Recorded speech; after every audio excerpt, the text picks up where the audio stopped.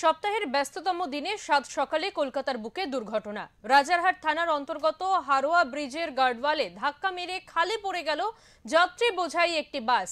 চাকলা থেকে সল্টলেক করুণাময়ীর দিকে যাচ্ছিল বাসটি। ঠিক সেই সময় এমন দুর্ঘটনাটি ঘটে। স্থানীয় সূত্রে খবর, বাসটি প্রথমে ব্রিজের ডিভাইডারে ধাক্কা মারে, তারপরে বাসটি খালে উল্টে পড়ে যায়।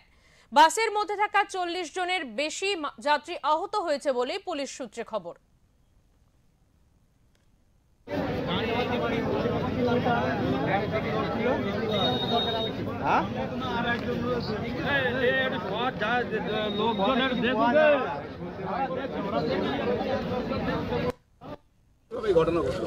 যখন দুটো গাড়ি রেষারেষি হচ্ছিল, হতে হতে ধরো সাইড মেরে পাল্টি হয়ে গেছে। পাল্টি হওয়ার পরে যত পাবলিক ছিল, পাবলিকের থেকে যত সিভিক পুলিশ ছিল, ওরা দেশ খুলিনে সব পানিতে লাফ মেরেছে।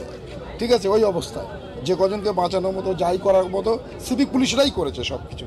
আর পাবলিক ছিল তার সাথে আদার্স, কিন্তু অন্য আদার্স কোনো লোক তখন এসে পৌঁছয়নি বা প্রশাসনও তখন ছিল না। বাসটা কোন দিক দিয়ে আসছিল? বাসটা আসছিল বেলেঘাটার দিক থেকে, যাচ্ছিল নিউ টাউনের দিকে, রাজারহাটের দিকে। কেউ আটকে আছে বলে মনে হয়?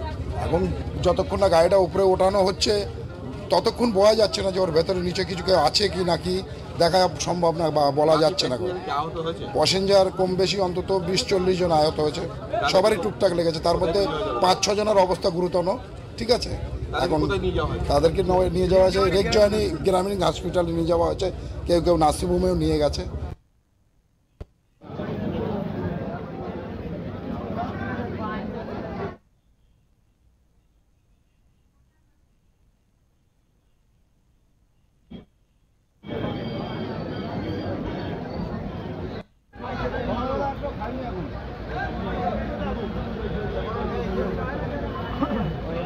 এবার ওই সোজা সুজি করতে পারবে।